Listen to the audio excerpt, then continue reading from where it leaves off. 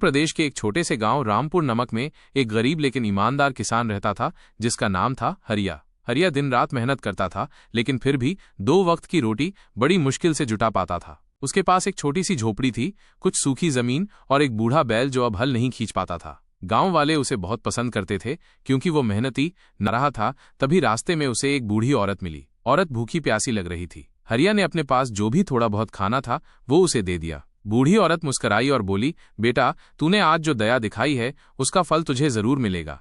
ये कहकर वो औरत पास के जंगल की ओर चली गई। हरिया ने इस बात को ज्यादा गंभीरता से नहीं लिया और अपने काम में लग गया। अगले दिन सुबह हरिया अपने खेत पर पहुंचा तो देखा कि वहां एक सुंदर सी सफेद गाय खड़ी है। गाय के शरीर पर चांदी सी चमक थी और उसकी आंखों में गहराई और शांति थी। हरिया को बड़ा अचरज हुआ, लेकिन उसने गाय को अपने घर ले जाने का निश्चय किया। गांव में किसी ने भी उस गाय को पहचानने का दावा नहीं किया तो हरिया ने उसे लक्ष्मी नाम दिया। हरिया ने लक्ष्मी की खूब सेवा की।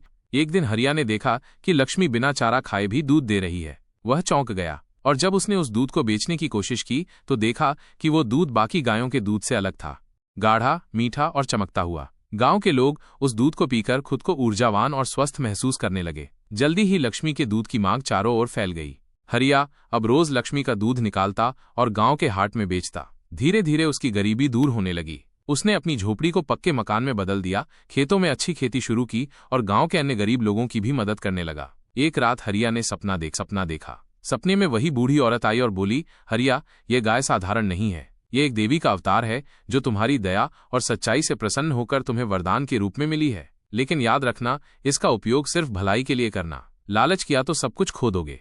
हरिया की आंख खुल गई और उसने प्रण लिया कि वो कभी लालच नहीं करेगा और हमेशा अपने गांव के हित में ही लक्ष्मी का उपयोग करेगा। हरिया अब गांव के बच्चों को पढ़ाई में मदद करता, बीमारों को मुफ्त दूध देता और हर त्योहार पर सबको भोजन कराता। गांव में सुख शांति फैल गई। रामपुर नमक अब रामपुर समृद्ध के नाम से जाना जाने लगा। लोग दूर दूर से हरिया से मिलने आते और लक्ष्मी के दूध को अमृत समझकर ग्रहण करते। लेकिन जैसे जैसे प्रसिद्धि बढ़ी, कुछ लालची लोग भी आकर्षित हुए। एक दिन शहर से एक अमीर व्यापारी गांव आया। उसने हरिया को 10 लाख रुपए में लक्ष्मी को बेचने का प्रस्ताव दिया। हरिया ने साफ इनकार कर दिया, लेकिन व्यापारी चुप नहीं बैठा। एक रात वह चोरी छुपे गाय को चुराने आ गया। जैसे ही वो गाय को लेकर जाने लगा, गाय जोर से रंभाई। पूरा गांव जाग गया। लेकिन उस वक्त एक चमत्कार हुआ। गाय की आंखों से एक तेज प्रकाश निकला और व्यापारी वहीं बेहोश होकर गिर पड़ा। सुबह जब सब इकट्ठा हुए तो गाय बिल्कुल शांत खड़ी थी और व्यापारी रोते हुए माफी मांग रहा था। हरिया ने उसे माफ कर दिया, लेकिन कहा, ये गाय धन नहीं, एक आशीर्वाद है। जो इसे लोभ से देखेगा वो खुद बर्बाद हो जाएगा।